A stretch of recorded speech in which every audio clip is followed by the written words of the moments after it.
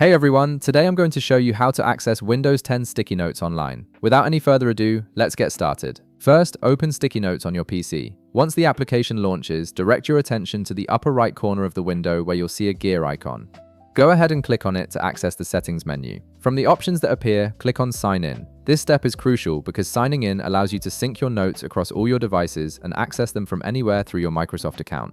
Next, you'll be prompted to select your account type. Choose whether you want to sign in with a Microsoft account or a work or school account, then click Continue. This determines which credentials you'll use to access your notes online. Now, you'll need to enter your Microsoft email, phone, or Skype associated with your account in the provided field. After entering this information, click Next to proceed to the authentication step. On the following screen, enter your password in the designated field. Make sure you type it carefully to avoid any login errors. Once you've entered your password, click Sign In to complete the authentication process. After signing in successfully, your sticky notes will appear and sync automatically. This means all your existing notes will be uploaded to the cloud and become accessible from any device where you're signed in with the same Microsoft account.